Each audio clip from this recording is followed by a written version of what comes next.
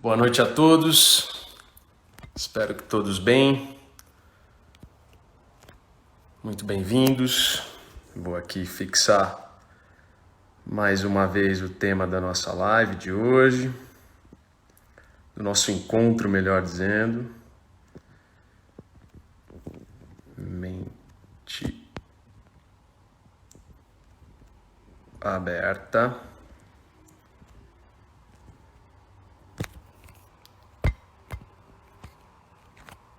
Bem-vindo, Renan. E vou aqui já convidar a nossa Laís. Boa noite, Carol.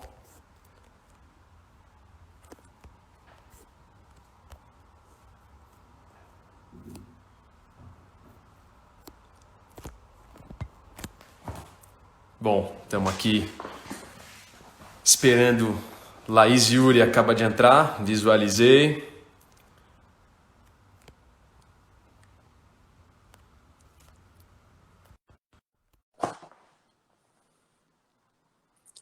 Está aceita. E logo entraremos. Grande Laís. Olá, Gusta! Que Muito boa. delícia fazer uma live com você! Já era esperado. Esse momento já era esperado, né? Quando começou, eu pensei, puxa, bem que o Gusta podia me chamar, né? Chegou a sua hora, chegou a sua vez. E a vez de todo mundo vai chegar. Que bacana. Sim, sim. Fico lisonjeado de ter recebido tão bem esse convite e muito pelo projeto em si, né? Pela proposta dessas 4 lives, esses 4 encontros com mulheres aí relevantes do nosso tênis e que com certeza vão ajudar não só nós treinadores, mas sim aos atletas, aos pais que também estão super engajados e interessados nesse projeto. Bom, esse quarto encontro, eu não tenho nenhuma dúvida de que vai elucidar também algumas dúvidas e colocar mais algumas vírgulas no entendimento, na nossa compreensão de tudo isso. Então, Legal. bem-vinda. Muito obrigada, Gusta. Estou vendo mães de atletas do Instituto que a gente trabalhou, então eu falei aqui que eu gostei muito do seu convite, Gusta, porque você é meu amigo pessoal, foi no meu casamento, a gente teve muita conversa à beira da quadra nesses 4 anos que eu estive no Instituto, então é um prazer estar aqui, é uma honra, na verdade foi uma honra, porque quando eu vi as outras palestrantes das lives, enfim, dos bate-papos, eu falei, nossa, quem sou eu na fila do pão? E esse pessoal todo super fera no tênis feminino. Bem-vinda a E essa é uma fila. honra. É uma Bem-vinda. honra. Bem-vinda ao time. Time de Muito obrigada. peso, sem dúvida, você tem muito a agregar para a gente e merece estar nesse convite. Vi que a Débora, mãe da Ana Candioto, entrou, manda aqui meus cumprimentos. Andrés, grande Andrés, que trabalha com a gente também. Davi Carlos, grande Davizão. Sim. De repente eu passo alguma. Carol Zanelato, mãe do Nicolas, também está com a gente. Então, sejam todos bem-vindos e vamos que vamos. Eu Vamos embora. tenho curtido, Laís, nesses encontros, na primeira pergunta,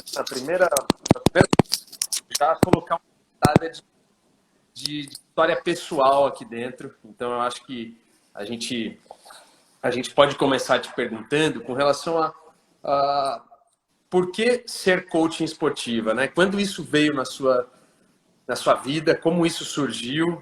Conta um pouco pra gente dessa tua história pessoal, né? Sim, sim.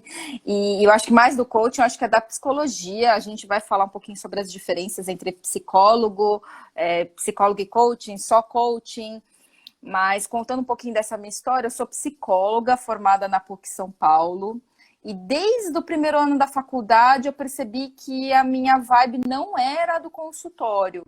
Né? Eu comecei a ver as disciplinas dentro da faculdade de psicologia e comecei a ficar um pouco tensa, porque eu pensei, puxa, será que a minha vida inteira eu vou passar no consultório? E é a área da psicologia que mais se apresenta né, dentro da graduação. E aí, no segundo ano, eu vi uma eletiva de psicologia do esporte. Eu sempre, assim, eu não fui atleta de nada, de alto rendimento, juvenil, mas eu sempre gostei de acompanhar competições. Eu sou uma pessoa muito competitiva, eu sempre me achei uma pessoa muito prática, objetiva. E eu achei que, aí quando eu vi a eletiva de psicologia do esporte, eu me encontrei. Eu falei, puxa, é aqui que eu quero fazer, é aqui que eu quero viver a minha vida, a minha profissão. E aí eu me apaixonei completamente. E a partir dali só mergulhei. Eu ganhei uma bolsa de iniciação científica pela CNPq, que é na área acadêmica de psicologia do esporte, na área de psicologia do esporte. Depois disso, eu comecei a fazer estudos, pesquisas, grupo de estudos, comecei a fazer estágio na área e aí não parei mais. Eu comecei com tênis mas eu vou falar especificamente do tênis, né? Eu atendo outras modalidades, inclusive, como eu tinha te falado, estava concentrada com a equipe do Ituano, e aí em 2000, só que com o tênis eu também tenho uma história muito longa. Em 2009 foram as minhas primeiras atletas de tênis. Eu nem tinha me formado ainda, estava no último ano. Eu lembro até hoje, eram 3 atletas do Clube Paineiras, que eram juvenis, tinham 14, 15 anos na época. E com uma delas, eu atendi ela durante mais de 5 anos, até o dia que ela foi para a universidade nos Estados Unidos, que é a Samantha. Hoje ela está formada, está morando fora, enfim. E eu sempre gostei do tênis por essa questão. Os esportes coletivos são muito bacanas, enfim, por N coisas, mas o esporte individual, em especial o tênis, para mim sempre me chamou muita atenção, porque estão me perguntando se eu já joguei tênis. Eu fiz aula aqui no São Bernardo Tênis Clube, com o professor, não me lembro agora o nome dele, mas eu fiz algumas aulas, não posso dizer que sei jogar muito bem, mas sim, eu senti essa necessidade. Sentiu o gostinho. Eu queria sentir o gostinho, eu já tinha interesse, e eu queria sentir o que os atletas sentiam, né? Então eu comecei na época a fazer treinos, jogar uns sets, para entender o que o atleta sente de fato, né? Em poder experienciar isso e testar o que eu própria dizia lá no começo da minha carreira nas situações de decisão. Então eu comecei a adorar o tênis e é só o atleta e ele, né? Então eu fiquei apaixonada por isso, porque a força mental de um atleta de tênis tem que ser altíssima, a força mental.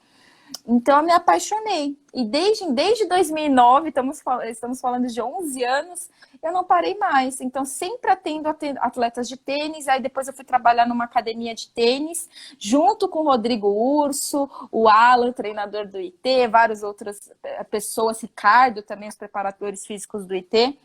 Comecei a trabalhar com eles numa equipe competitiva de tênis lá no Limão. Fiquei 4 anos lá também. E aí depois eu fui para o IT. Aí eu fiquei mais 4 anos lá. Inclusive o Limão foi um celeiro para muita gente, né? Exato. Vários treinadores, psicólogos que hoje trabalham em projetos grandes saíram de lá, enfim, se conheceram lá, trabalharam lá. Bacana. Porque tem uma pessoa muito especial, que eu não quero esquecer o nome, não quero esquecer de comentá-la aqui, que é a Mona Brandão, que foi ex-tenista juvenil, foi treinadora da Luísa Stefani, não sei quanto do mundo ela tá de dupla, mas foi até os 14 anos. Muito bem. Sim, sim. E ela foi até os 14 anos, a Mona treinou a Luísa e foi nossa coordenadora. E ela sempre fez questão de um trabalho transdisciplinar, de um trabalho bem completo dentro da equipe de competição. Então, tinha a nutricionista, que é a Serena, tinha a fisioterapeuta, mesmo assim, não tendo recursos extras, né, só o pagamento dos pais, ela conseguiu construir uma coisa bem organizadinha. Né? Então, foi um aprendizado enorme lá. E bacana que você viveu isso bem no começo da tua carreira, né? Bem no começo da tua trajetória ali dentro. Eu entrei em 2011. Olha só lá. Que bacana. Demais.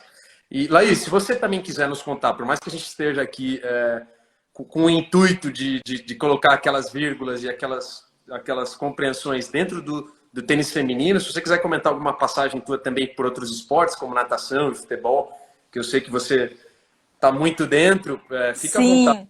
É um momento teu agora. para contar para o pessoal um pouquinho, né?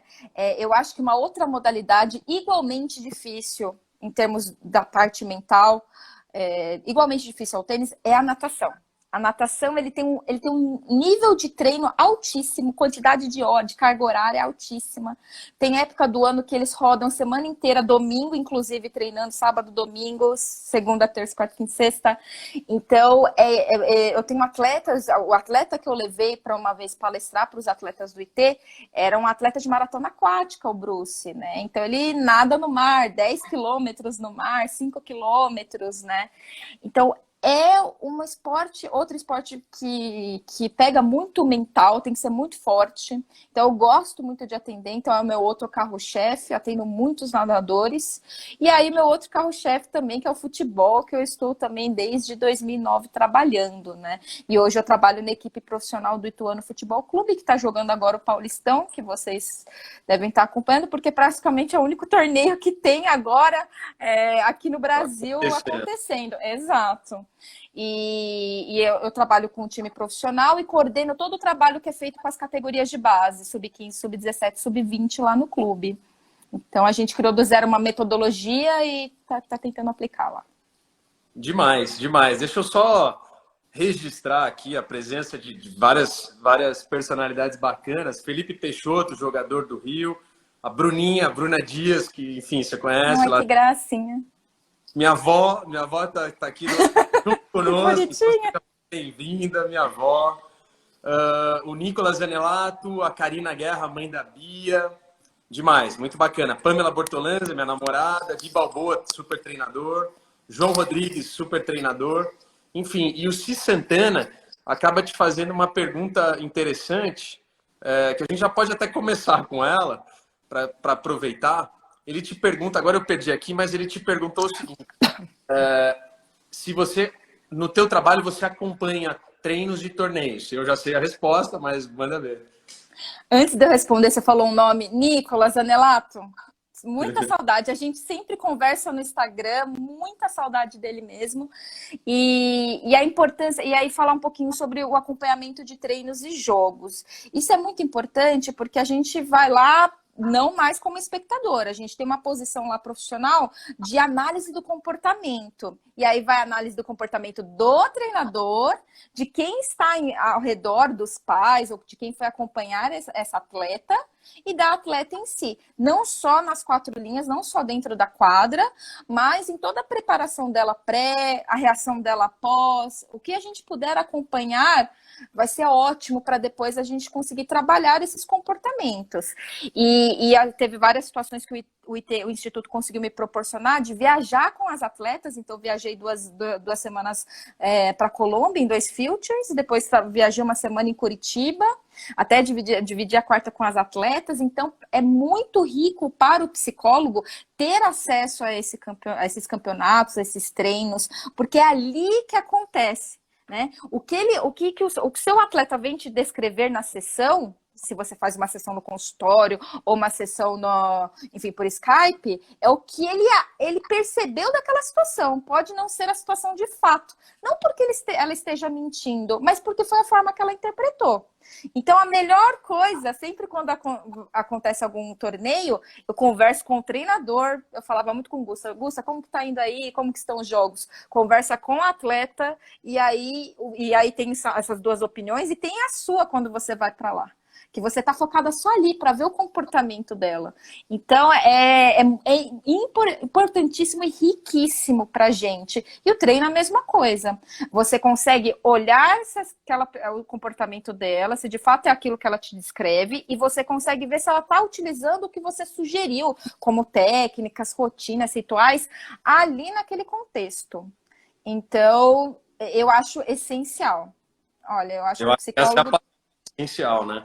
E corrigindo aqui, eu falei o Cis Santana, e quem fez a pergunta foi a Simone Santana, mãe do João Miguel, que são de Araçatuba. Eu falei Legal. Si, porque também tem um amigo que é treinador em Curitiba, que é Si. Enfim, e a fotinho fica parecendo pequena pra gente. Uma pequena falha técnica aqui, mas seguimos. Não tem problema. De novo aqui, registro algumas pessoas importantes dentro da nossa história que estão por aqui. Então, pais, Jean Link, um treinador, pai do Nathan, Alex Belmiro tá com a gente. Vamos que vamos. Laís, aproveitando esse gancho que você comentou sobre esses aspectos psicológicos, dos aspectos psicológicos, qual que você acha mais interessante e preponderante para você trabalhar, que você mais trabalha ali inicialmente, com as jogadoras que você orienta, enfim, começa a trabalhar? Tá. As competências psicológicas que a gente pode trabalhar para uma atleta de sucesso, elas são muitas, né, Gusta? Porque eu brinco com os meus atletas que quantos chegam ao top 10 do mundo? Quantas chegam? Né? Então eu não falo nem que é um funil, é um conta-gotas, porque são quantas centenas ou milhares de atletas no mundo que começam a prática esportiva visando uma competição, o esporte profissional, e quantas chegam de fato nesse nível? Então são pouquíssimas. E não só a questão de habilidade, técnica e talento, mas as questões psicológicas, elas são essenciais para esse sucesso. Então, elas são muitas, elas são em muitas, né? Eu listo mais ou menos 16 competências psicológicas que a gente pode desenvolver no atleta, né? Só que o primeiro passo, antes de desenvolver tudo isso, o primeiro grande passo dessa pessoa é que ela tenha uma maior inteligência emocional. O que é isso? Que ela consiga utilizar as emoções em prol daquilo que ela vai fazer, seja a performance esportiva, seja tomar uma decisão na vida, na carreira. E um desses pilares da inteligência emocional é o autoconhecimento. Porque não adianta nada, Gusta, a gente ir lá ensinar uma técnica de meditação maravilhosa, fazer várias rotinas com o atleta, se a atleta não tem consciência dela mesma, se ela não se entende, se ela não sabe as suas qualidades, os pontos a melhorar, os pontos que não estão legais. Então, o primeiro passo é ela se autoconhecer, para então entender como ela está em cada uma dessas 16 competências e aí, então, partir para a melhoria delas. Então, eu vejo muito. Às vezes, a gente tenta trabalhar alguma questão que ela própria não se entende como deficiente ou como precisa melhorar aquela questão. Então, o primeiro passo é ela enxergar isso. E aí, depois, a gente desenvolver essas competências. É aí que são várias. Autoconfiança, que eu considero importantíssima para a jogadora. Sem autoconfiança, ela não consegue jogar, ela não consegue matar aquela bola, ela não consegue tomar as decisões corretas, porque ela está insegura, né? E aí, a autoconfiança não é a ausência, coragem, eu brinco que não é a ausência do medo, mas é como eu enfrento, é como eu reajo a esse medo, a esse receio de errar, né? Se eu vou lá, encolho o braço e fico pensando que eu não posso errar, a chance de eu errar aquela bola é altíssima. Agora, se eu enfrento aquela situação de decisão com o pensamento positivo, focada no que eu preciso fazer, ela aumenta a chance dela de acerto. Ou se ela perder aquele ponto, vai ser mérito do adversário. Mas pelo menos a parte dela ela fez. Então, autoconfiança, competitividade, né? Competitividade é um outro ponto para o altíssimo rendimento, importantíssimo. O atleta que não tem competitividade, ele vai ter uma dificuldade muito grande de entrar no circuito, o atleta. Por quê? Mas Laís, todo mundo quer ganhar. Só que competitividade não é só querer ganhar.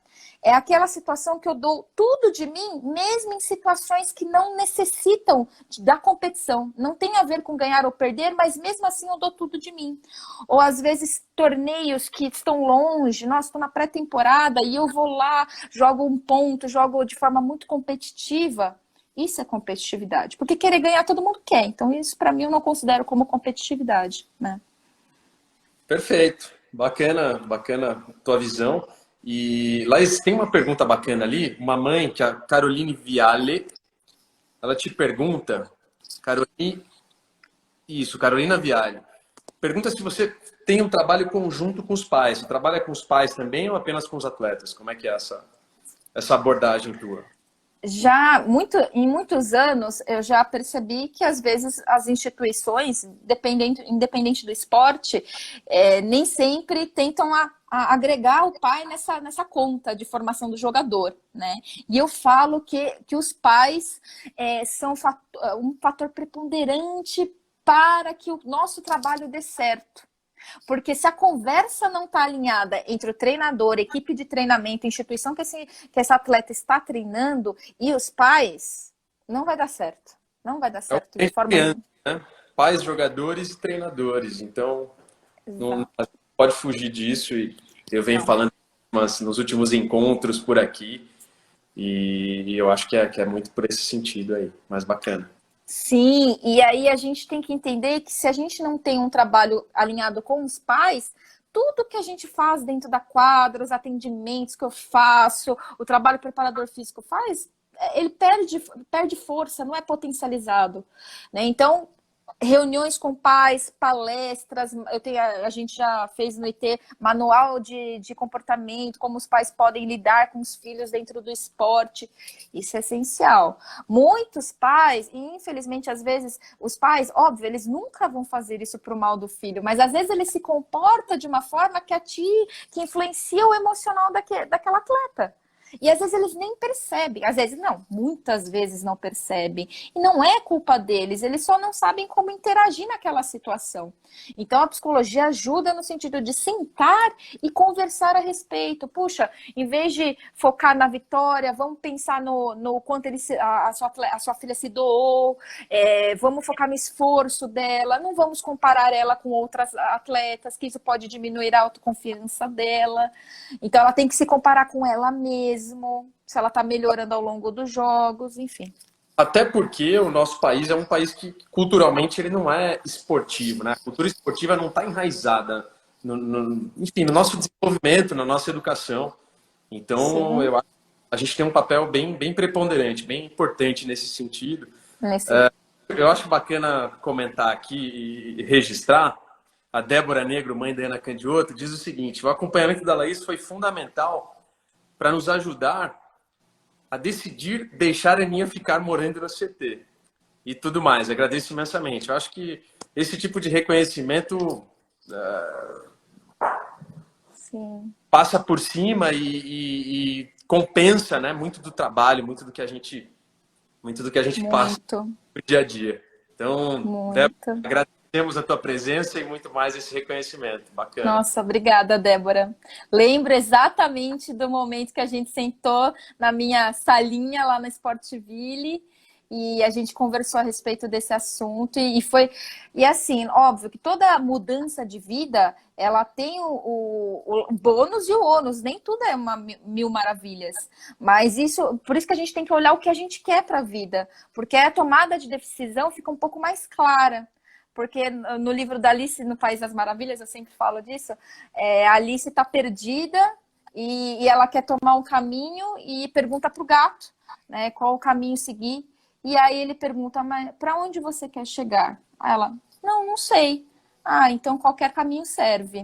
Então eu uso essa parte do livro para falar assim, se eu não tenho ideia de onde eu quero chegar, então morar no CT, não morar no CT, treinar no IT, treinar em outro lugar, como é que eu vou decidir se eu não sei o que eu quero ali na frente? Se eu quero ser atleta de alto rendimento, aquele foi um momento importante para a Aninha, né? A Aninha entrou. Que bonitinha. A Aninha, inclusive a Thaisa Pedretti, e a Thaisa também te manda uma pergunta já. Laís, você acha que o treinador tem papel fundamental para ajudar o lado emocional do atleta, ou isso é apenas do atleta mesmo? Olha, não, Thaisa, olha, o que eu posso falar? Uma vez, isso em outro esporte, me falaram, olha, o lado emocional do atleta tá ruim, daquele fulano. Ah, é? O trabalho é teu. Tipo, jogou na minha mão, eu que me vire. Eu falei, olha, a gente precisa entender uma coisa. Eu sou psicóloga, eu tenho sim o conhecimento científico embasado da graduação, sim. Só que todos nós temos influências psicológicas no outro. Então, Gusta, você tem na sua namorada, na sua mãe, na sua atleta que você treina. Eu tenho no meu marido, no meu atleta, no meu treinador, que a gente é amigo, eu tenho em você, e assim você tem em mim, e assim por diante. A gente precisa entender que a influência psicológica todo mundo exerce sobre todo mundo. Então, se o relacionamento entre treinador e atleta não for, não precisa ser a mil maravilhas, porque relacionamento tem briga, tem essas coisas sim, mas ele precisa ter alinhamento dos valores básicos, né, das características básicas, dos objetivos básicos. Se está alinhado, sim, vai ter uma influência positiva. Né? Então, respondendo a tua pergunta, Thaisa, pode ter, vai ter, não tem como. Com certeza. Ainda mais no tênis, com certeza. Por isso o meu trabalho sempre foi também conversar muito com os treinadores em todas as modalidades. Porque eu falo que chove de cima para baixo. O treinador é líder do seu atleta, é líder do seu conjunto de atletas. Se ele precisa, acima de tudo, ele estar inteligente emocionalmente, controlado emocionalmente, saber se comunicar, e com certeza vai reverberar essa positividade para todos os seus atletas. Eu acredito nisso, eu acho que é uma teia mesmo, voluntária ou involuntariamente, a gente sim vai ter influência sobre a vida do outro, né? Ainda mais quando se coloca numa posição de treinador com um jogador assim. Mas valeu, bacana a participação, Thaisa. Bem-vinda, vamos que vamos. Laís, como a gente está nesse projeto, nessa linha de seguir desvendando e propondo, abordando assuntos relacionados ao tênis feminino, eu te pergunto o seguinte: você orienta alguma abordagem com relação ao ciclo menstrual, de treinamento, enfim, você de alguma maneira abre esse tema com as jogadoras? Como que dentro do seu trabalho você aborda essa situação? Antes de falar sobre esse assunto em específico, eu queria dizer, assim, queria deixar um ponto aqui para a gente refletir, Gusta, porque a gente parece, isso não é só no tênis, é em todos os esportes. A gente está falando de tênis feminino e tênis masculino, parece que são dois mundos abertos a um abismo, parece que é outra coisa, né? E sim, o homem e a mulher têm diferenças físicas claras e óbvias, né? De força, etc. Só que quando a gente fala no emocional, nos aspectos cognitivos, psicológicos, a gente tem uma igualdade aqui. Hoje não existem pesquisas que mostram diferenças estatisticamente relevantes para diferenças de gênero na área psicológica, tá? Então, se a gente vai para a neurologia, tem uma certa diferença do cérebro entre homem e a mulher, mas essas diferenças de estrutura não comprovam que há uma diferença de comportamento por conta disso, né? As diferenças... Caramba! Para você ter noção, as pesquisas que são feitas, veem que o cérebro do homem tem cerca de 10% a mais de peso do que o da mulher. E isso, ao longo da história, fez com que os homens falassem: puxa, o homem é mais inteligente que a mulher, tá aqui a prova. E também há outras pesquisas que apontam que o homem tem 4 bilhões de neurônios no córtex a mais que a mulher. Só que essas duas questões outras pesquisas mostram que não são relevantes para falar o homem é mais inteligente, o homem é mais rápido, o homem consegue fazer mais coisa. Não tem a ver. Então eu queria deixar o homem e a mulher aqui, quando eu falo de psicologia, em pé de igualdade. Porque o que vai diferenciar, se a mulher é mais sensível, o homem é mais racional, não tem a ver com que a gente nasce com, tem a ver com a forma que a gente é criado. Então eu quero tirar esses estereótipos sobre a mulher. A mulher está estressada, é TPM. Isso é um estereótipo. E a gente tem que tomar muito cuidado quando a gente trabalha com tênis feminino, de não trazer esses estereótipos na conversa. Né? E às vezes, infelizmente, é fácil da gente cair nesse tipo de armadilha, porque fala, ela chorou ali na quadra, deve estar de TPM. Não, né? Não necessariamente. E por isso que, assim, a primeira coisa, quando a gente, aprofundando nesse assunto, a mulher, ela tem essa questão, sim, a mais diferente do homem, só que a gente tem que lidar com naturalidade, porque é algo natural a mulher. E ela também tem que lidar de forma natural com isso. Só que dentro da nossa cultura já entende que a menstruação tem a ver com TPM, tem a ver com nervosismo, tem a ver com comer mais. E às vezes ela come mais porque é cultural isso. As pessoas acham que a TPM eu tenho que comer mais, porque eu estou mais nervosa. Né? Ou é o motivo para eu extravasar. Acaba ficando carregado, cheio de peso em cima de um assunto E que algumas vão ter, outras não, e enfim, Exato. acaba ficando mais um mito. Óbvio que tem todas as questões fisiológicas, mas Sim. em outros pontos nunca é só isso ou apenas isso. Vamos que vamos. Exato. E aí, qual que é a minha dica para trabalhar com os treinadores que estão aqui? Como que a gente faz para trabalhar esse assunto em específico? Primeiro, a gente ensina a nossa atleta a se entender nesse período. Como que eu fico? Ah, eu fico mais inchada, eu retenho mais líquido, eu fico mais pesada ou não, eu fico com dor de cabeça ou não, eu fico com cólica ou não, né? Começar a se entender. Existem aplicativos hoje, a Paty, nossa Nutri do IT, que trabalhou conosco, ela recomendava um aplicativo chamado Clue, que você colocava ali seu período menstrual e colocava todos os sintomas físicos e emocionais.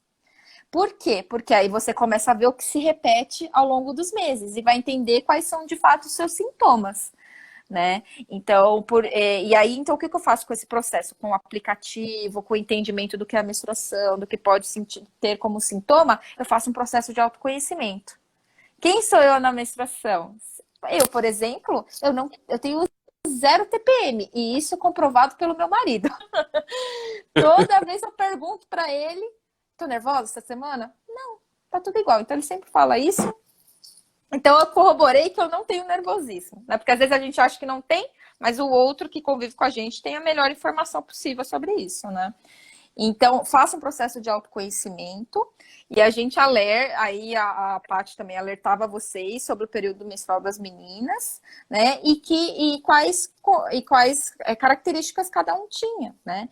Então, eu acho isso muito importante para o trabalho, né? Mas sem carregar muito peso a isso, né? Porque senão a gente cria estereótipos e crenças que não precisam.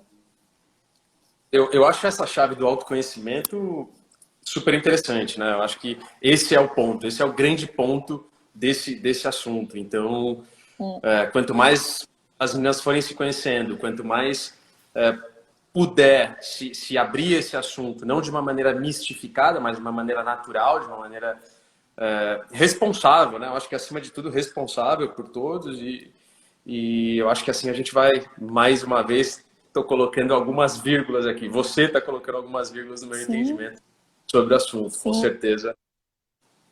Sim. Elucidou, com certeza foi bacana. Vamos aqui, vamos seguindo. Você quer completar com mais algo ou podemos ir para a próxima? Olha, sim, eu focaria. Então, para as meninas que estão assistindo, que às vezes menstruaram recentemente ou vão menstruar um dia, olha, o que eu colocaria, né? Às vezes não precisa nem do aplicativo. Posso baixar o aplicativo e continuar preenchendo, mas eu posso fazer às vezes no papel. Eu menstruei tal data, o que eu senti naquela semana? Ah, nervosismo, cansaço, blá, blá, blá, blá, blá, né? E aí eu vou comparando mês a mês. O que eu tenho, o que se repete, o que não, né? E como posso ajustar? Não é porque estou na TPM, eu posso fazer o que eu quiser, posso gritar pessoas enfim, posso tacar uma panela na pessoa e tudo bem. Não, como que eu posso ajustar nesse período que Perfeito. possa me ajudar? Eu acho que seria um pouco nessa linha. Excelente. Eu tô até aqui, não tô conseguindo falar nada porque a Laís, ela responde tudo, ela contempla tudo. Desculpa, eu falo mais com o homem da cobra, como diz meu marido. É convidado. Assim seguimos. Karina, mãe da Olivia, que saudades. Que saudades. Boa, bem-vinda, Karina. A Karina também acompanhou na semana passada, foi bastante ativa ali nos comentários e bem-vinda novamente. Vamos lá. Você sugere alguma estratégia de ação no sentido de rotina pré, durante e pós-jogo? Tá. A gente trabalhava muito, eu trabalho até hoje, com manual, e ele tem tem rotinas de antes, durante e depois dos jogos, né? Então, tem várias, mas dentre as várias, o que eu posso ressaltar como importantes, né? Então, a forma como você se prepara mentalmente para o jogo, ela vai definir muito como você vai entrar na quadra, se você vai entrar com medo, apático, acelerado. Isso tudo vai depender de como você fizer esta rotina. Tem algumas indicações, por exemplo, se você é uma pessoa mais acelerada, você pode fazer mais exercícios de respiração, de meditação, mindfulness, que a gente usa muito. Você pode fazer uma visualização. Se você está sem confiança naquele torneio, você pode fazer uma visualização positiva de um jogo que você ganhe, de pontos que você faça, né, de uma boa performance. Mas, especialmente, Gusto, antes de eu continuar aqui com as rotinas, eu acho importante, uma coisa que a gente conversou aqui antes, não adianta nada você ter um manualzinho de rotinas a fazer se a tua mentalidade não muda.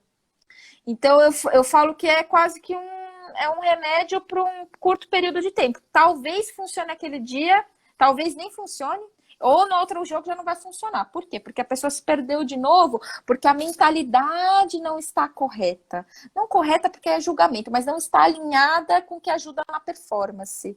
Por quê? O que eu estou falando? Então, a gente quer terminar com o nervosismo da pessoa dentro da partida. Então faz ritual de saque. Pinga a bola 3 vezes, faz isso, faz aquilo, faz isso. Não vai adiantar nada. Pode ser que ajude um ponto ou outro, mas não vai adiantar nada se a gente não ajudá-la no que gera esse nervosismo. O que gera esse nervosismo da pessoa? Porque ela está com receio de perder. Porque ela quer acabar logo com a partida, porque já teve outras situações na história dela que não foi legal quando foi assim. Ela está ansiosa porque o treinador está ali, está com uma cara meio estranha. Pode ter N motivos. Qual que é o fundo disso? Porque se a gente não entender o que faz ela ficar nervosa e como ela pode mudar essa mentalidade, não adianta nada a gente fazer uma rotina, porque ela faz uma vez bem, outra vez bem, mas chega numa hora de pressão, numa hora de decisão, ela vai esquecer. Tanto que vai ter muitas jogadoras, Gusta, que provavelmente você já deve ter ouvido. Por que você não fez aquilo? Eu estava fazendo, mas depois nem me lembrei mais. Isso acontece muito na sessão. Eu perguntei a rotina. Mas quando fiquei nervoso, acho que nem fiz mais. Nem vi. Por que nem vi? Porque vem o hábito mental. O hábito mental é de olhar aquela situação como algo perigoso, aquela situação como algo que é para gerar raiva ou medo, né? Então, a rotina, eu falo que ela é um bom guia, é um ótimo guia para quem não tem nada de informação de como se comportar durante o jogo. Né? É uma organização mínima que você precisa demonstrar. Eu uso esse termo e acho que encaixa, que cabe bem. Acho que cabe bem. E como você estava dizendo, o aspecto é mais profundo, né? É muito mais profundo, não é algo paliativo, não é um tapa-buraco. Precisa ser algo realmente de coração, precisa ser algo realmente genuíno, tanto do jogador quanto do processo, de como está sendo conduzido tudo isso. Manda ver. Então, treinadores, enxerguem não só se ela está fazendo a rotina ou não, mas o que fez ela se desestabilizar tanto naquele momento do jogo? É porque minha arquirrival, jogo com ela desde o 11 e eu não posso perder, porque eu vejo a cara dela, já fico nervosa. Né? Então, tem vários motivos para ela ter se perdido naquele momento. Eu preciso entender o que deixa ela nervosa. É porque eu fui para a quadra principal e eu não gosto da opinião do outro. Então, a gente está chegando mais a fundo. Ela tem receio da opinião do outro. Como que ela lida melhor? Como ela fortalece o mental dela para ligar um pouco menos para a opinião do outro? Então, obviamente, não é fácil fazer esse processo, mas ele é importantíssimo para a gente achar realmente o X da questão. Porque enquanto ele está lá nervoso e a gente está lá enfiando rotina, a gente não está resolvendo de fato o problema dele, a gente está fazendo algo paliativo, a gente está organizando de forma superficial. Agora, a parte interna dele a gente não está resolvendo. Perfeito, deixou o teu recado. Quer complementar? Eu ia só emendar em algumas perguntas aqui que já foram surgindo relacionadas ao tema, né? Manda bala. Carolina Viale, de novo, te pergunta como criar rotinas. Peraí, ela perguntou uma antes. Quais as principais habilidades psicológicas que um tenista deve ter para se diferenciar? Eu acho que essa pergunta caberia numa live inteira, num encontro inteiro. Mas se você puder resumir ali, né, dizer, acho que 2, 3 aspectos que você julga como interessantes daqueles 16 que a gente conversou no começo, fica à vontade. Eu tenho um termo que eu uso que para mim é importantíssimo: busca da excelência. O atleta que não é acomodado e busca excelência todo dia, ele pode ter. O que eu falo? Eu li isso no livro do Bernardinho, Transformando Suor em Ouro. Ele fala: talento com essa parte emocional bem trabalhada, alto nível. Pouco talento e essa parte legal de comportamento, vai chegar a ser profissional. Talento sem essa parte emocional, frustração. Então eu uso isso para minha vida. Então não é só o talento que vai perseverar ali para ele chegar no alto nível. Se ele não tiver essa ideia de ser uma tenista que todo dia vai buscar a melhoria, dificilmente ela vai chegar no alto nível de fato, né? E infelizmente, às vezes, quando a gente enxerga uma atleta habilidosa, desde pequena, a gente tende a elogiar, a gente tende muitas vezes as pessoas à volta nos torneios, paparicar. E aí ela para de se esforçar. Por quê? Porque, puxa, sou boa, né? E aí ela começa a ganhar competições. Então, a atleta que já tem esse fogo, essa chama, buscando excelência o tempo inteiro, ela vai passar por esse momento e não se acomodar, continuar até os objetivos dela. E a gente pode trabalhar isso, obviamente, nas sessões, ou vocês treinadores. Busca da excelência. Oi. Vai lá. Eu vejo que esse conceito ele se encaixa para todas as áreas, todo ser humano, seja menina, menino, mulher, homem, enfim, é infinito. Sim, com certeza. E a adaptabilidade. Olha, eu não usava muito esse termo, mas eu tenho lidado com muitos atletas de tênis, fora do tênis, que eu percebo que essa é uma qualidade muito importante. Adaptação rápida dentro de um jogo, porque o jogo mudou, a situação mudou do jogo, eu preciso me adaptar. Então, dentro do jogo e fora do jogo. Eu estou no momento bom, tenístico meu, de repente eu estou no momento ruim. Como que eu me adapto rápido e continuo a minha evolução? Então, são esses dois termos, para mim, imprescindíveis. Perfeito.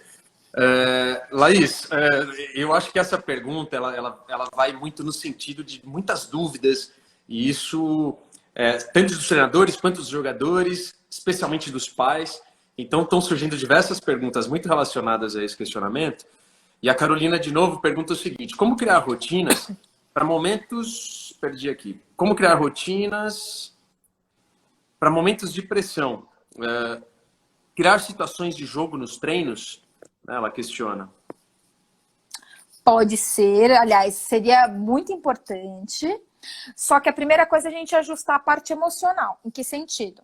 É óbvio que, às vezes, com os treina nesse formato de pressão, você cria eu brinco que você cria uma casca, né? Pode ajudar. Só que completando a isso, a gente tem que ajustar esse pensamento da nossa atleta. Em que sentido? Quando esses momentos de pressão, o que acontece com a maioria dos atletas que performam mal nesses momentos? Se você entrevistar todos esses atletas, 90% vão te dizer porque pensou nas consequências daquela jogada, naquele ponto, daquele jogo, se é ganhar ou perder aquele ponto.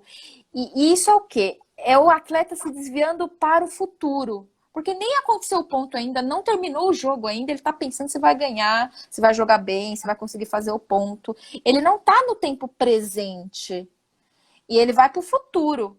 E quando a gente vai pro futuro, a gente começa a ficar com receio de perder aquele jogo, de perder aquele ponto. E é aí que a gente começa a sucumbir à pressão.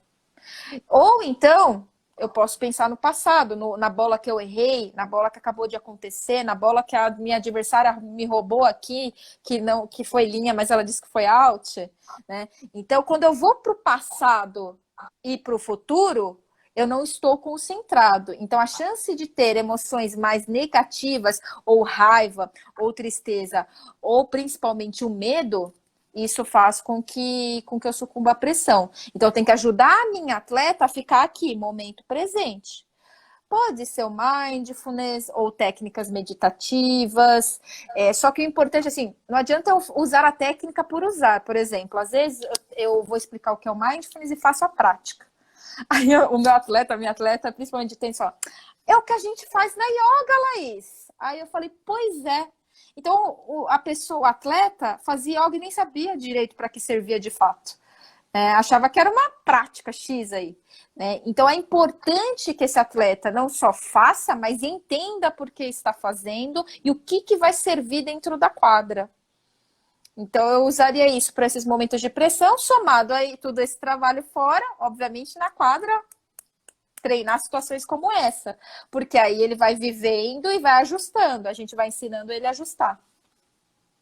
Muito bem, muito bem. Outra pergunta, muito nesse sentido dessa mesma questão, a Simone Santana, de novo, também pergunta como trabalhar para que o atleta não abandone a rotina no momento de pressão. Voltamos para aquela conversa sobre a mentalidade. Por que o atleta abandona a rotina no meio de pressão? Pessoal, o nosso cérebro é formado de hábitos. Por que a gente tem o hábito? Qual que é a primeira fase, Gusta, quando você acorda? Qual que é a primeira, você sabe? Eu acho que eu abro o olho e tomo água. A minha rotina é essa. Pronto. E às vezes você pega a água, o copo ali sem nem pensar, né? De tanto que é hábito, né? Então, esses comportamentos que a gente faz sem pensar, eles são os nossos hábitos. É como a gente dirigir um carro. Nas primeiras vezes que a gente vai tentar dirigir, aprender a dirigir, a gente fica pensando, agora eu tenho que pisar na embreagem, agora eu tenho que botar a alavanca aqui para frente, agora eu tenho que apertar o acelerador. Isso tudo a gente vai fazer processo. Quando a gente aprende, já sabe, a gente faz tudo isso sem nem pensar. O cérebro, para economizar energia, ele transforma tudo em hábito. Né? Por quê? Porque imagina se para cada passo que você der, Gusta, você tiver que raciocinar tudo isso. Agora preciso pisar, levantar a perna e pisar com o pé direito. A gente não ia aguentar. A gente ia explodir de tanta informação, de tanto gasto energético que a gente ia ter para fazer tudo isso daí. Então, o nosso cérebro facilita tornando hábitos. E, inclusive, a gente tem hábitos mentais. Então, você pode reparar, às vezes a pessoa tem o hábito de ser pessimista. Tudo vê o lado negativo, é automático, quando ele viu, ele já pensou negativo, já pensou o lado ruim da coisa, né? Nunca pensa no positivo. Isso é um hábito mental que ele adquiriu, que aquele sujeito, que aquele atleta já adquiriu ao longo do tempo. Então, por que a minha atleta está abandonando a rotina na hora H? Ela está abraçando algum hábito dela. Às vezes é um hábito de ansiedade, de medo. Putz, vou perder essa partida, eu vou perder essa partida, eu vou perder essa partida. E aí, como que eu vou fazer? Não sei o quê, tem que acertar, não posso dar dupla falta. Pô, já foi. Ela já largou aquela rotina de saque que vocês ensaiaram todo bonitinho, já abandonou. Ou ela foca na raiva. Nossa, aquela bola, como ela podia fazer? Ela não podia ter feito isso. Nossa, e ainda ficou vibrando na minha cara. Como que ela pode? Já abandonou também, né? Então, o atleta abandona porque ele vai automaticamente para os hábitos dele. Por isso é que a rotina ela só vai dar certo quando a gente tiver um trabalho mais aprofundado do porquê que ela está abandonando a rotina e porquê que ela tem as coisas que sente dentro da quadra. São microsabotagens que vão acontecendo e que enquanto não rolar essa grande mudança holística, eu posso dizer, né, geral, de entendimento mesmo, de genuinidade, de essência, ela vai persistir, ela vai ser levada por muito tempo. Sim, só para completar, um dia, Augusta, vai dar certo. Aí você pensa, nossa, deu certo a rotina, que ótimo. Daqui o outro jogo, ai, não deu certo. Ai, esqueci de fazer. Ah, não sei o quê. Pode perceber nas suas atletas, Gusta. E aí, por quê? Porque a gente não está trabalhando a essência da situação. O que é prioridade, né? O que é profundo. 2 fisioterapeutas que já passaram pelo projeto estão nos prestigiando. Cláudio Zé. Tô vendo. E o Felipão também. Bacana. Que Laís, saudade. Que também saiu da Academia Limão. Viu só? Olha só, Limão fazendo bonito pelo tênis. acredita num trabalho motivacional a curto prazo ou você foca a sua orientação na consistência das crenças e valores, né? Vai muito em cima, de novo, disso que a gente acabou de comentar. E registro também a entrada de meu glorioso pai, Dr. Ivan Frei. Tá aqui. Que legal. Responsa, hein? Agora ele entrou. Tem que caprichar. Tem que caprichar na pergunta, na resposta. Olha, existe muito isso na psicologia, né? Fala-se de trabalho motivacional. E a motivação é das 16 competências que a gente trabalha, né? Mas tem hora que as pessoas acham que é só motivação, a psicologia, motivar a pessoa. E eu brinco assim, puxa, a pessoa tá lá jogando primeira rodada de Roland Garros feminino. Como a pessoa não vai estar motivada? Lógico que ela vai estar motivada. Se acontecer alguma questão emocional, é outro problema. Outro problema. Né? Ela tá numa final de um ITF, primeira final dela. Não é falta de motivação o problema. É outra questão, se tiver. Né? É falta de controle emocional, é falta de resiliência, falta de concentração, pode ser qualquer coisa, mas não é motivação. E às vezes a gente tem resume a psicologia na motivação. E a psicologia, às vezes, é muito contratada para isso. Vem muito pai de atleta, mãe de atleta, tênis, fora do tênis. Ah, nossa, minha filha está muito precisando do trabalho da psicologia. Ah, ela vai ter um torneio muito importante aí, por aí. Quando ela vai ter o torneio? Daqui 15 dias. O que eu vou fazer em 15 dias, minha gente? Não dá para fazer muita coisa. Aí eu explico para esse pai. Falo, olha... Oi? Desculpa, a gente acaba caindo de novo naquelas medidas paliativas, né? Enfim, tapando buracos e ficando de longe a essência, realmente a consistência das crenças e valores. Sim.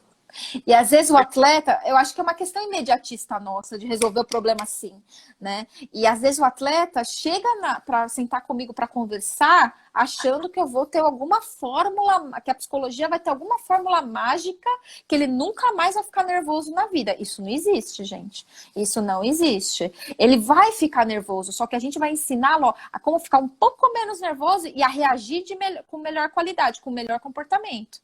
Né? Ou talvez nesse momento, antes das sessões, ele fique nervoso e aí ele prenda o braço e ele não consiga fazer nada do que ele sabe fazer. A psicologia não vai fazer com que ele nunca mais fique nervoso, vai fazer com que ele gerencie melhor esse nervosismo e consiga jogar o que ele possa. É isso o objetivo da psicologia ali, pro esporte, pro tênis. E aí, às vezes, eles acham que é do dia pra noite. Não, é um trabalho de longo prazo. Então, às vezes, óbvio, a Laís me atendeu uma vez, fui no torneio, fui super bem. Eu brinco, filho, foi quase uma coincidência. Mas, às vezes, óbvio, que numa sessão, às vezes a pessoa que tá quase explodindo querendo falar, e contrata um psicólogo em uma sessão, puxa, parece que dá uma super melhorada, mas é porque ela desabafou, a pessoa passou confiança para ela, e isso fez ela entender que foi muito bom. Mas isso não vai resolver a vida, vai só ser paliativo, dar uma apagada no incêndio. Diminuiu o incêndio, mas ali a brasa tá lá. Qualquer coisinha vai voltar a pegar fogo. Então, o trabalho da psicologia, ele vem a médio e longo prazo para realmente, de fato, apagar esse incêndio, mais do que isso, porque isso tem que estar muito claro para todo mundo que está assistindo. A psicologia não é só para o atleta problemático, atleta que, nossa, não se controla dentro de quadra, que taca raquete. Não é só para isso. É para isso também, mas é para a formação emocional desse atleta, para que esse atleta seja o mais completo possível emocionalmente, dentro das competências que a gente falou. E aí isso vai aumentar a chance dele de sucesso, uma chance dela de sucesso. Né? Então, eu acho que isso tem que ficar bem claro. Importante você ter tocado nesse ponto, porque muitos pais, às vezes até treinadores e jogadores vão pensando que o psicólogo ele vai resolver problemas, vai trabalhar a psicologia clínica dentro do esporte. E é algo muito maior, né? É um propósito muito maior. E eu acho que você... Exato. Exato. Dentro disso, você utiliza alguma técnica meditativa na tua abordagem com as jogadoras, jogadores, enfim? Hoje, de uns anos para cá, o Mindfulness tem sido muito utilizado, né, para atletas. E aí, se vocês forem digitar aqui, no Google Djokovic Mindfulness, vocês vão ver um livro dele que ele fala de questões alimentares, mas muito no Mindfulness que ele pratica.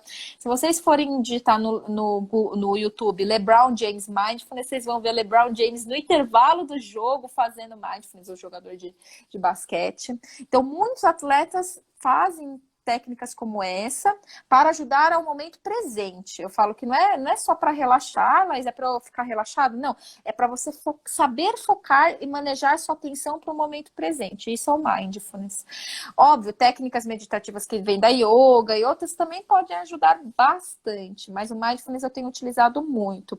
E como você lembra, eu tenho um case muito legal que foi o trabalho em conjunto com o Gustavo Habib, que ele, na verdade, é engenheiro, só que ele fez o curso de Mindfulness, um dos melhores cursos que tem no Brasil, que é na Mente Aberta. Mente Aberta é igual o nome do nosso live, que é da Unifesp. É o curso internacionalmente reconhecido e é o melhor curso do Brasil para a formação de instrutores de Mindfulness. E como, eu não sei se todo mundo sabe, mas o Mindfulness, para você ser um instrutor, você não precisa ser psicólogo, né? Você faz o curso aí que tem 2 anos e você se forma. Ele se formou lá. E como ele gostava muito de tênis e conhecia o nosso antigo gestor, o Cris, ele entrou em contato comigo e a gente fez um trabalho. E, puxa, saiu muito bom esse trabalho, porque a gente fez 10 meses de encontros, onde a gente explicou o que era mindfulness. E não só fez as práticas. Isso foi, para mim, fundamental para que os atletas tivessem a rotina de fazer. Nem sei se eles ainda fazem, mas pelo menos na época faziam. Eu lembro que na época houve um engajamento muito significativo dos jogadores em relação a volume e qualidade, porque sim, vários jogadores parece que descobriram ali, né? Eu vejo as técnicas meditativas que no fundo elas trazem, a gente volta para o autoconhecimento, elas trazem bastante o autoconhecimento e é meio que sem querer, às vezes até sem se explicar, só de você se reservar um tempo para você mesmo, reservar um tempo para deixar passar na tua cabeça e receber exatamente o que que está vindo, né? Porque a gente não controla o que passa pela nossa cabeça e a gente receber aquilo sem julgar realmente é um trabalho muito grande de autoconhecimento.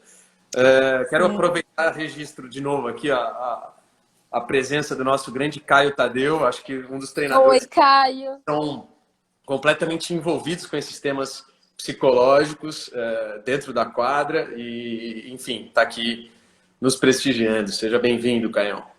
Auxiliar técnico do Ituano, entrou. Preparador de goleiro do Ituano também entrou. Então essas, voltando só para essas técnicas meditativas, por que teve tanta repercussão? Foi um projeto tão legal nesses 10 meses. Porque eles entenderam para que serve. Muitas vezes a gente meio que impõe as técnicas meditativas ou só faz, sem de fato um entendimento do atleta, o que isso quer dizer de fato. E a técnica meditativa, ela produz autoconhecimento, não é à toa, não é por coincidência, é porque a partir do momento que eu estou totalmente presente comigo mesmo, eu consigo me auto-perceber. Os pensamentos que passam, os sentimentos que passam, eu consigo me entender melhor. Então, eu uso muito Mindfulness, e ele passou até um aplicativo na época, que eu uso até hoje com os meus atletas, né? E a gente faz com inicialmente alguns guias, depois sozinho, mas eu considero uma técnica muito importante. Mas, de novo, né? É uma técnica importante, contanto que você direcione a sua mentalidade. Porque não adianta você fazer a técnica bem bonitinho se a sua mentalidade na hora da dificuldade continua a mesma, né? Continua enxergando de forma muito devastadora, muito negativa. Vai ser, de novo, uma técnica que vai ter um limite aí de alcance. Bem pontuado, bacana. Vamos seguir. Leis, a gente tem 1 minuto e 10 exatos. Mas eu gostaria de continuar, caso você... Eu também, que o papo tá bom. Bacana, a gente continua porque eu tenho mais algumas outras perguntas também. Aparece muito para a gente um questionamento dizendo sobre que frequência eu devo trabalhar mentalmente. Quantas sessões por semana, quantas vezes, como que é esse trabalho? Então eu queria te perguntar exatamente isso. qual é a frequência que você indica de trabalho mental específico, né? Acho que a gente trabalha o psicológico de uma maneira global, de uma maneira general, mas especificamente sessões de psicologia, sessões de coaching esportivo, como você indica, tanto na fase juvenil quanto na fase profissional, se tem alguma diferença disso? A gente tem exatos 15 segundos, eu vou encerrar e a gente volta com essa mesma Então eu pergunta. termino de responder lá. Tá, Perfeito. fechou. Valeu. Falou. Até já. Voltamos. Esperando aqui o convite da Laís.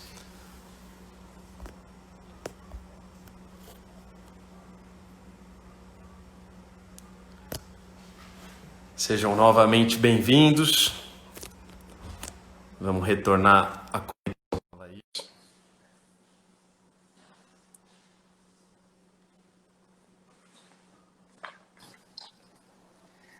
Olá. E de novo estamos. De novo, estamos aqui. Todos, e vamos lá.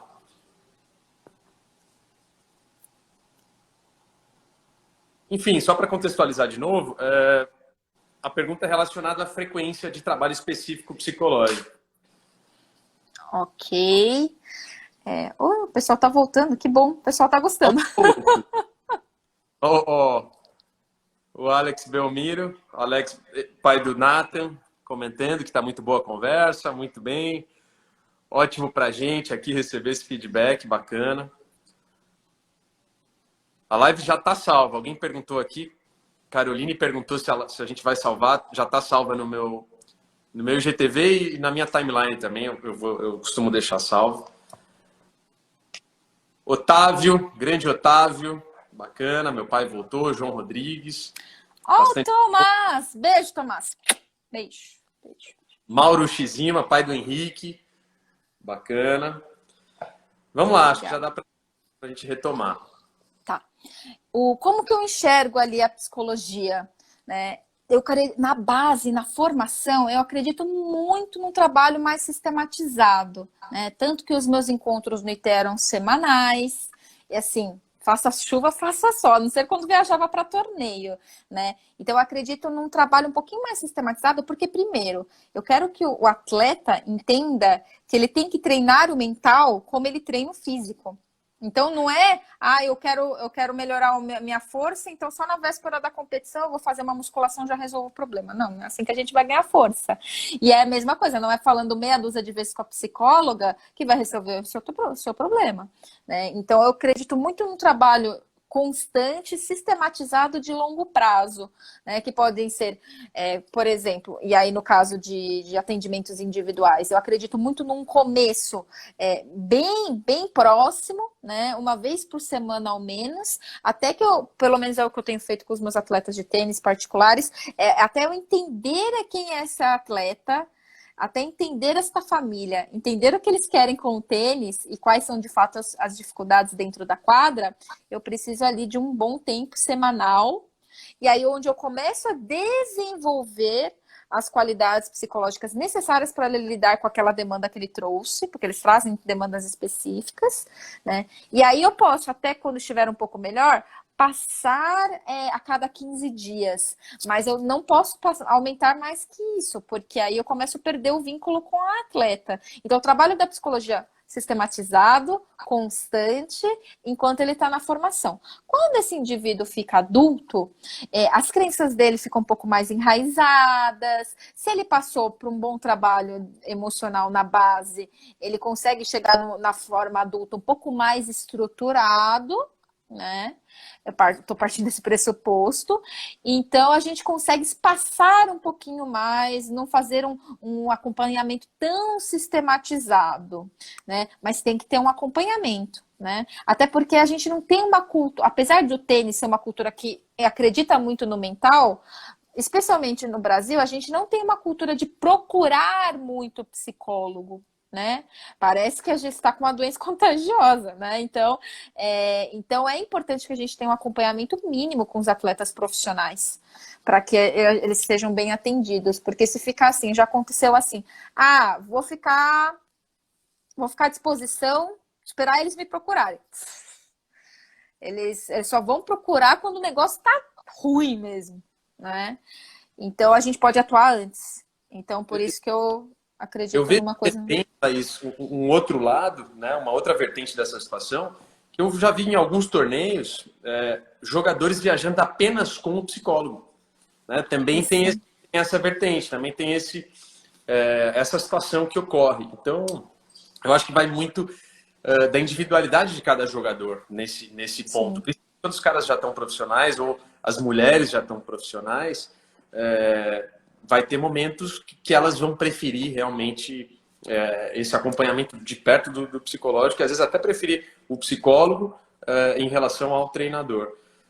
A Carolina, você quer comentar algo Não, sobre? concordo. Carolina, A Bia está vai. perguntando, para atletas é melhor encontro em grupo ou particular? Que eu Olha vou só. aproveitar esse contexto, né? Eu não peguei essa pergunta, mas ótimo. Tá para mim aqui. Então, Bia, na verdade é assim, quando a gente pensa em algumas competências gerais, a gente até pode estar em grupo. E eu acho que no grupo tem vantagens e desvantagens de cada um, tanto do individual quanto do grupo. No grupo, a gente consegue trocar mais ideias, você vai falar com o teu colega que também passa por isso dentro da quadra, vocês trocam ideias, estratégias de melhoria, vocês dividem as coisas. Então tem um lado bom do grupo por conta dessa questão, né, de troca. Mas a gente perde um pouco do individual. Quando eu faço os trabalhos em grupo, é difícil entrar fundo em cada situação para cada atleta. E no tênis é importantíssimo isso, né? Então a ideia, por exemplo, no IT, a gente mesclava muito. Às vezes eu pegava individual, em grupo, muitas vezes em grupo, e é quando precisava individual. Mas quando você faz um trabalho particular com um psicólogo, a sua família, você contrata o psicólogo, aí geralmente é só individual, né? E aí consegue aprofundar bem na tua demanda. Aí aí vai aprofundar bem legal. Né? E aí, às vezes, o atleta também consegue ficar mais à vontade para falar das coisas dele, né? E aí, só complementando, Augusto, você tinha falado que sim, às vezes o atleta viaja com um psicólogo. E aí, é o que você falou, vai do perfil do atleta. E qual é o relacionamento que esse atleta tem com o treinador, com a psicóloga, enfim. Bacana. Ainda dentro desse ponto, Laís, a Carolina de novo pergunta, agradecemos o engajamento aí, Carolina. Se você acha válido um acompanhamento psicológico à distância, né? Um atendimento online, por exemplo. Sim. Hoje em dia, um pouco mais, alguns anos atrás, ainda existia muito essa crença a respeito que atendimento online não funcionava, né? Tanto que o próprio CFP, CRP, eles não consideravam como válido o atendimento online, para você ter noção, Augusta. Olha No só. código de ética do psicólogo não tinha a opção de atender online, não era ético, digamos assim, né? E aí, de uns anos para cá, que eles entenderam que não tinha como fugir, porque às vezes, por exemplo, o atleta vai morar em outro país, treinar, por exemplo, como já aconteceu. Ele não vai querer falar na língua que está lá, ele quer falar na língua materna dele, ele quer alguém que fale português. Como é que ele vai fazer isso? Né? E aí, ou muitos atletas que vão para o college, eu atendo pelo menos uns 6 atletas que estão no college lá, jogando tênis, eles não querem conversar com um psicólogo que fala inglês, eles querem falar em português. Então, eles preferem alguém daqui. Como é que a gente faz nessa situação? Ou pode acontecer em situações que nem fala a língua daquele país, como é que vai fazer? Né? Qualquer dúvida a essa conduta ética vai por água abaixo numa época de pandemia dessa, né? Nesse ponto. Então, e aí como que evoluiu? O ano passado, o CFP lançou cadastro de atendimento online. Aí você justifica lá por que você está atendendo online, etc. Você ganha lá o negócio ativo do CRP, que é o Conselho Regional de Psicologia, igual o CRM de médico, o CREF de professor de educação física. E aí veio essa pandemia, nem o cadastro precisa mais. O CFP liberou que os psicólogos atendessem online, porque é bem mais seguro nesse sentido, né? Então, às vezes a gente tem essa crença, e os mais antigos, de fato, da era não digital, tem muita dificuldade com a tecnologia.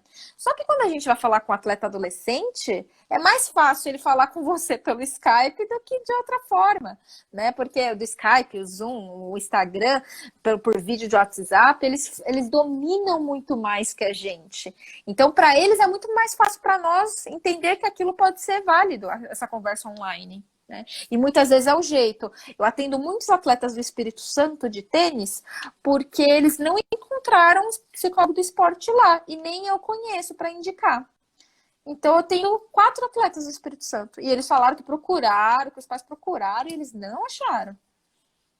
Interessante. Então acontece isso também. Não tem da área deles, tem psicólogo lá, óbvio, mas eles não encontraram psicólogo do esporte que atenda tênis. Aproveitando a entrada do nosso glorioso Biguzinho, você deve conhecer o Gabriel Constantino. Que eu saudade. Vou fazer uma pergunta que vai muito nessa faixa etária que ele apresenta também, né? Essa chamada geração Z. Hoje, quando eu bolei essa pergunta, ela me veio em mente e logo depois eu vi um vídeo do Caio Cortella, justamente sobre essa nova geração. Então eu queria te perguntar, o Caio Cortella está com um projeto junto com a Federação Catarinense, Federação Paranaense, relacionado a instruir os pais, né? E super interessante o projeto, recomendo, enfim, quem está aqui assistindo. E logo hoje ele postou um vídeo que conta algumas características dessa nova geração, que são nascidos ali, acho que de 1996, não sei se tem isso, que nasceram completamente na era digital e está completamente inserido nessa nova maneira de viver. Você acha que essa nova geração tem mais claro o conceito de inteligência emocional do que as antigas? Ou é apenas uma sensação? Talvez terá a minha impressão, de quem convive com muita gente dessa faixa etária. A minha impressão é que eles têm talvez mais acesso a esse termo, né? Inteligência emocional, aspectos emocionais, etc. Mas ter domínio e aplicar a si sobre esses conceitos já é uma outra coisa, né? Então, o que eu enxergo, o que eu vejo de muita desafio para essa geração. E aí parece que a gente está generando todos, mas assim, essa geração tem algumas características em comum. Elas têm um anseio muito grande de chegar ao topo rápido, né? De chegar ao sucesso rápido. Antigamente, na geração passada, a nossa, dos nossos pais, a pessoa ficava 20 anos numa mesma empresa, e se duvidar, sem promoção ali dentro, né? Então, e tudo bem. Hoje em dia, se ficar 3 anos, 5 anos é muito na empresa, né? Então isso volta para o esporte, né? Existe um caráter imediatista, né? Existe um caráter imediatista na mente, né? No mindset ali, enfim. Sim. E eu acho que vem com o advento da globalização. Agora o mundo está nas nossas mãos. Antigamente a pessoa não saía, malemar saia do estado dela durante a vida toda, né? Agora a pessoa tem, e aí somando a isso, essa nova geração, ela tem informação à vontade, tem um excesso de informação que mesmo a nossa idade não tinha, Augusta, né? E aí eu tenho tanta informação que aí eu tenho algumas problemáticas. Eu tenho dificuldade em foco, né? Eu tenho dificuldade em concentração, porque é tanta informação chegando, não sei, não consigo nem, é tanta opção que eu não consigo escolher, né? Eu tenho dificuldade disso. Então, eu tenho visto muito isso, questões voltadas a foco e concentração por conta das inúmeras oportunidades e opções que essa pessoa tem na mão, né? Eu tenho dificuldade, eu vejo muita dificuldade de adaptabilidade, por isso que eu falei de adaptabilidade, por quê? Porque a pessoa, assim, ela, sei lá, por exemplo, foi numa universidade americana. Ai, não gostei, quero trocar. Ai, não gostei porque é frio, muito frio, não gostei porque é isso, vou trocar. Aí, ou no treinamento, puxa, daqui 3 meses, não gosto do treinador, tô com dificuldade com o treinador, vai troca. Né? Então, eu percebo que ele nem dá tempo de se adaptar, ele já trocou. Né? Então, as pessoas, elas têm a dificuldade de adaptabilidade por conta disso, como elas têm muita opção na mão, é muito mais fácil elas trocarem do que antigamente se fazia, né? Então, eu vejo essa questão do foco, essa questão da adaptabilidade e a questão, automaticamente, um pouco da resiliência, né? Porque eu não vou persistir na dificuldade. Eu vou, putz, eu tenho outra opção, então deixa eu ir aqui, ó. Deixa eu ir aqui, é mais fácil, né? Então, lembrando sempre, não estou generalizando, mas é uma tendência de uma geração que tem muita opção na mão, muita informação na mão, né? Por isso que eu sempre me policio pensando assim, puxa, é a Laís tecnológica com muita opção na mão falando, desistindo, ou de fato é uma situação que eu tenho que optar por outra coisa? Eu sempre me policio, porque às vezes eu não estou sendo resiliente e nem percebo. Na verdade, tudo isso que você tem, que você, enfim, nos expôs agora, são dados de estudos e não é a Laís que está falando, não é a Augusta que está imaginando, mas são Sim, dados sim, comprovados cientificamente, né? exato. Esse perfil, esses comportamentos da nova geração, eles são comprovados. Obviamente que não são todos que vão apresentar, mas que, em média, Sim, isso se mostra. Isso se mostra. sim. Tem muitos estudos, na verdade, Principalmente o eu mercado de trabalho tem muito estudo em cima disso, né? imagino. Eu queria muito terminar com essa pergunta, mas a Caroline fez um questionamento que eu acho que é interessante também. Ela fala assim, Laís, como seria então o trabalho com quem desenvolve ansiedade extrema, pânico ou ainda depressão?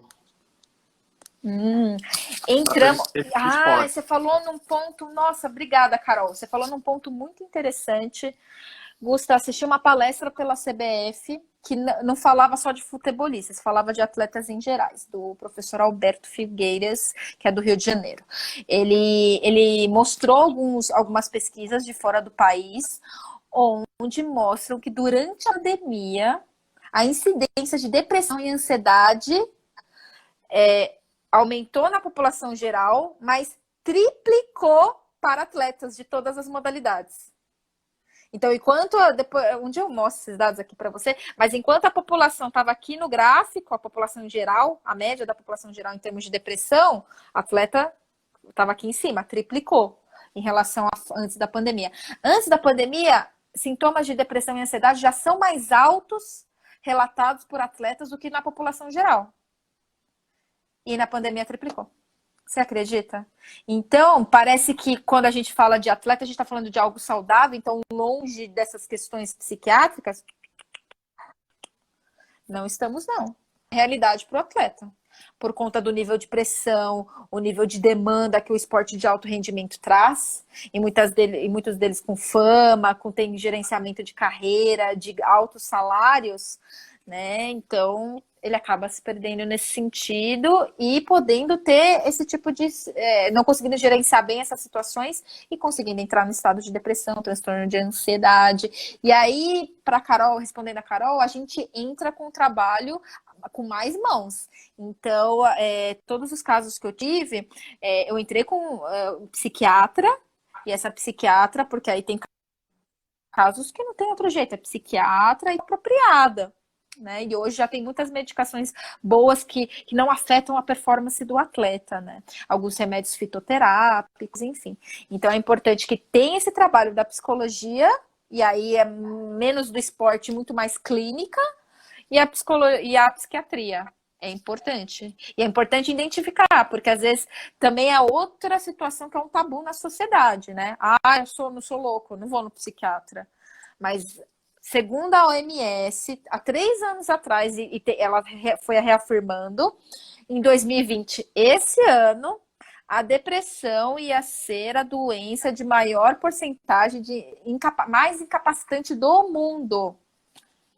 Ou seja, que faz com que a pessoa não tenha a rotina dela diária, né?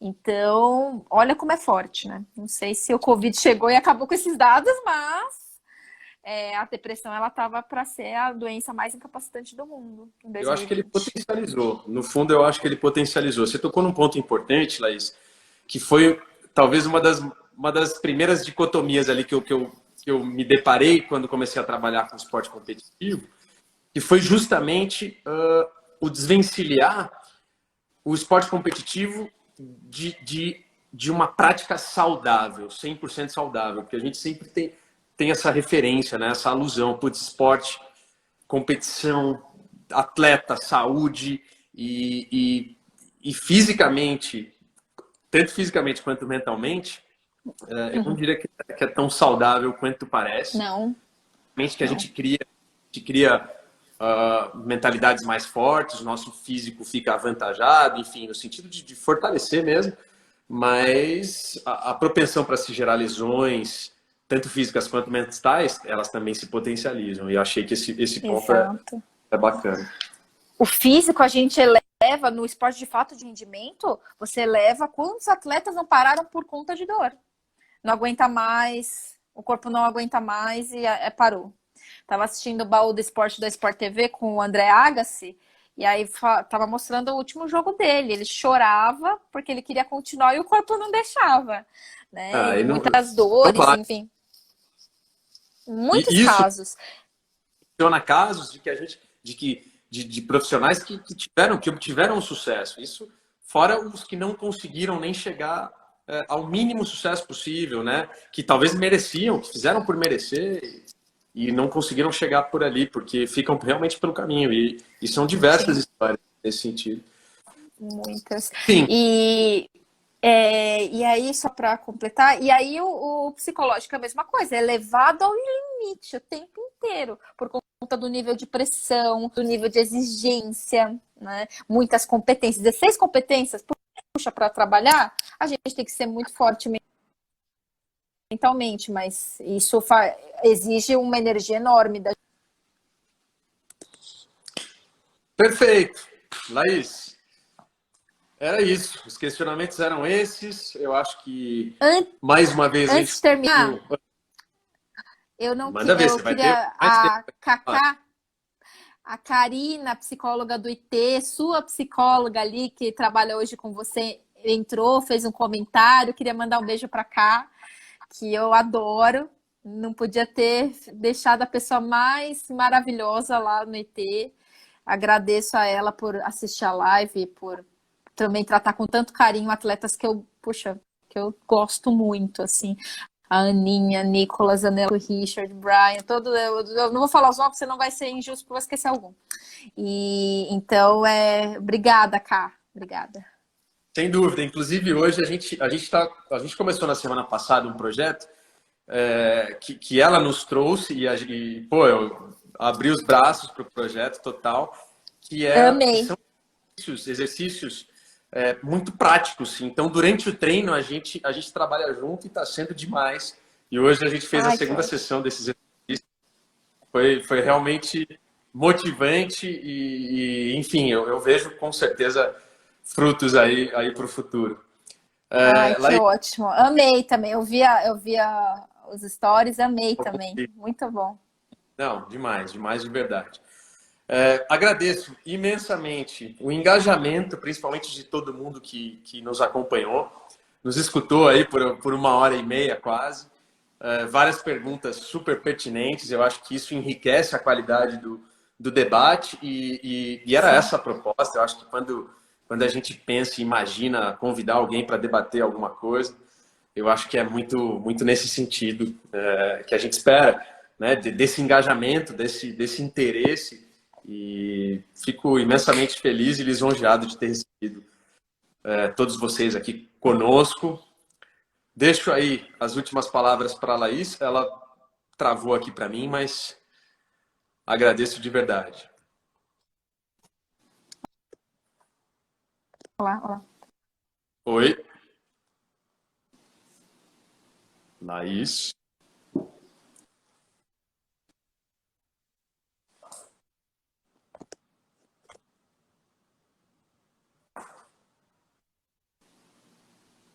Laís? Sim, bem na reta final. Oi, tá me ouvindo? Tô escutando, manda ver. Acho que merece uma despedida à altura dos teus comentários. Espero que tenha sido, eu acho que foi, não sei. Agora tá me ouvindo? Tô Tá escutando. Bom. Queria agradecer muito a todo mundo. Fiquei muito feliz que todo mundo que estava na outra parte da live veio para essa. Então, eu acho que foi interessante o nosso papo. E eu, poxa, é um prazer, é uma honra estar aqui, porque eu amo o que eu faço, assim, eu falo de coração. E é um prazer falar de tudo que eu vivi, tudo que eu passei já no tênis, né? E aí, para as pessoas que estão especificamente voltadas para o tênis feminino, entendam que a parte emocional, psicológica, ela é muito similar para homem e mulher, né? Óbvio, o contexto cultural que muda no trato da mulher e no trato do homem, como a sociedade trata cada um desses gêneros, né? Mas a nossa fala da psicologia é para os dois. Então, eu queria agradecer, Augusta, pelas perguntas, as perguntas do pessoal. Débora, K. Nossa, muita saudade, gente, mesmo. Muito obrigada por terem assistido. Show, Laís. Aproveito para convidar para a semana que vem, na quarta-feira, a gente vai conversar sobre um assunto também interessante, acho que está muito em vista. O título da live do encontro da semana que vem vai ser Empoderamento Feminino em Quadra. Vou conversar bacana. E eu acho que vai ser bacana. A Maísa Feital vai trocar as ideias comigo nesse sentido. Então, acho que vale o convite. E até semana que vem, então, para todo mundo. Ótimo. Obrigada, Augusta. Obrigada, Boa noite. gente. Beijão. Valeu, beijo. Falou. Até. Tchau, tchau.